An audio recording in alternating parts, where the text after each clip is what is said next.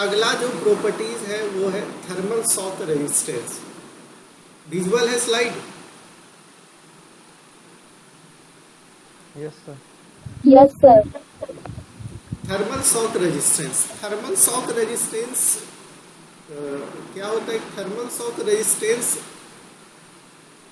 Rapid change in temperature या significant change in temperature को withstand करने की एबिलिटी होता है। कितना टेम्परेचर चेंज सडन होगा तो बिना सैंपल या बिना ग्लास फेल हुए सस्टेन कर सकता है। ये एबिलिटी ही थर्मल शॉक रेजिस्टेंस होता है। थर्मल शॉक रेजिस्टेंस को मेज़र करने के लिए हम लोग लेबोरेटरी में मेज़र करते हैं, और इसको मेज़र करने के लिए हम लोग एक सैंपल लेते हैं और उस सैंपल को हीट करते हैं ओवन में। हीट करने के बाद इसको कोल्ड वाटर में रखते हैं। कोल्ड वाटर में रखने के बाद सैंपल को देखते हैं कि सैंपल सरवाइव किया या फेल हो गया, या ग्लास के अंदर जो ग्लास सैंपल है उसके अंदर क्रैक जनरेट हुए या कोई सेटर्ड हुआ। तो यदि देखते हैं कि सैंपल सरवाइव कर गया तो फिर इस प्रोसीड्यूर को रिपीट करते हैं। फिर इसको ओवन में डाल के हीट करते हैं, फिर इसको कोल्ड वाटर में डालते हैं, और हर एक टाइम जो है हम लोग ओवन का टेम्परेचर 10 डिग्री सेंटीग्रेड बढ़ाते जाते हैं। तो एक समय आता है जबकि ये ग्लास सेटर्ड कर जाता है या उस ग्लास में जो है वो क्रैक का फॉर्मेशन हो जाता है, और उस साइकिल को, उस टेम्परेचर को नोट करते हैं जहाँ पर कि फेल कर जाता है सैंपल। तो उसके बाद हम लोग कहते हैं कि ये जो है ग्लास का थर्मल शॉक रेजिस्टेंस इतना हुआ, और इसके बाद जो है मटेरियल फेल कर जाता है। तो इस तरीके से हम लोग किसी ग्लास का थर्मल शॉक रेजिस्टेंस को मेज़र करते हैं। रिफ्रैक्टरी में भी सेम ही टेक्निक था मेज़र करने का, सिर्फ ये अलग अलग थे, टेम्परेचर अलग अलग था।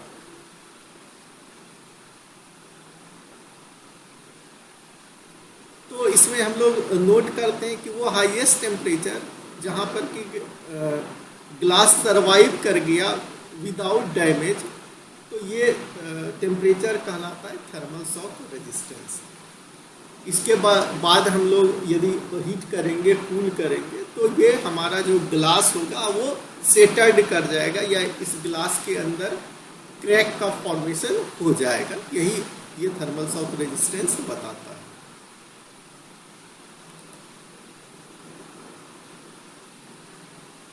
बोरोसिलिकेट ग्लास, जो कि हम लोग इस ग्लास का यूज़ नॉर्मली लेबोरेटरी पर्पस से करते हैं, और वहाँ पर ही हम लोग ज़्यादातर ग्लास कंटेनर को हीटिंग पर्पस से यूज़ करते हैं। किसी एसिड को लेके, किसी बेस को या सॉल्ट को लेके हीट किया जाता है, इसलिए वहाँ पे टेम्परेचर के चेंजेज बहुत ज़्यादा आता है।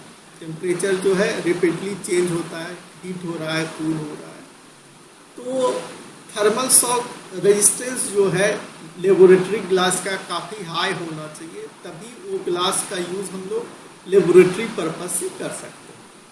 तो थर्मल शॉक रेजिस्टेंस को बढ़ाने के लिए हम लोग बोरोन ऑक्साइड्स का यूज़ करते हैं, और बोरोन ऑक्साइड्स जो है एटलीस्ट 5% यूज़ किया जाता है किसी ग्लास के बैच में।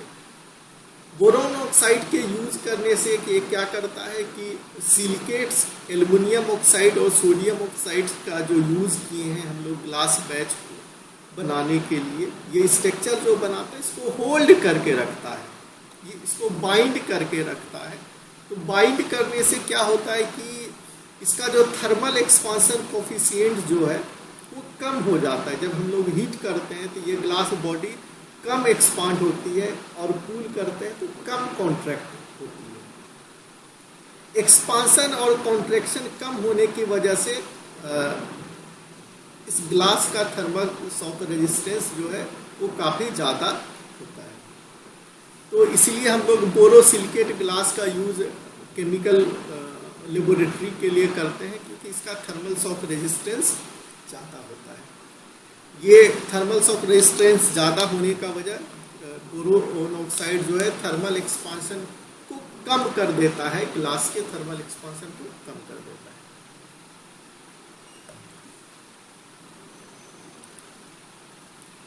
अगला जो प्रॉपर्टीज है वो है टेम्परिंग। टेम्परिंग क्या होता है कि जो हमारा ग्लास प्रोडक्ट बनता है उसको हम लोग सॉफ्टनिंग पॉइंट तक हीट करते हैं। इसके बाद हीट करने के बाद इसको रेपिडली कूल करते हैं with the help of blast air, या इसका क्वॉन्चिंग करते हैं with the help of oil. जब हम लोग उस ग्लास को हीट करने के बाद कूल करते हैं तो उसके सरफेस पर एक स्ट्रेंथ जनरेट हो जाता है जो कि टेम्परिंग कहलाता है। इस टेम्परिंग के मदद से या हीट टेम्पर्ड ग्लास का जो स्ट्रेंथ है वो नॉर्मल ग्लास के कंपेयर में, जो एनीलिड ग्लास के कंपेयर में 3 to 5 टाइम्स स्ट्रॉन्गर हो जाता है। साथ ही साथ वो ग्लास अपना जो इनिशियल प्रॉपर्टीज है जैसे clarity, hardness, thermal expansion coefficient को रिटेन रखते हुए भी ये 3 to 5 टाइम्स स्ट्रॉन्गर हो जाता है। लेकिन एक और चीज है क्या, जो ग्लास प्रोडक्ट हम लोग बनाते हैं फिर से एक थर्मल प्रोसेस को हमको करना होता है टेम्परिंग के लिए, तो इस ग्लास का कंपैरेटिवली कॉस्ट बढ़ जाता है, क्योंकि हम फिर से इसको हीट कर रहे हैं सॉफ्टनिंग पॉइंट तक, उसके बाद फिर हम इसको सडन कूल कर रहे हैं, तो हीटिंग और कूलिंग का भी तो कॉस्ट इंक्लूड हो गया। तो इस प्रोसेस को अपनाने से तो इस ग्लास तो स्ट्रॉन्गर हो गया, लेकिन हमारा ग्लास का प्रोडक्शन कॉस्ट भी बढ़ जाता है।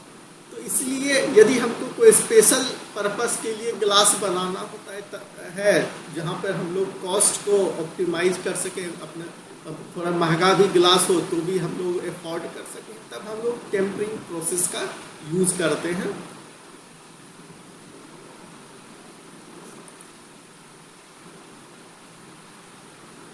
तो आज के लिए इतना ही। आज हम लोगों का प्रॉपर्टीज और टेस्टिंग भी खत्म हो गया है।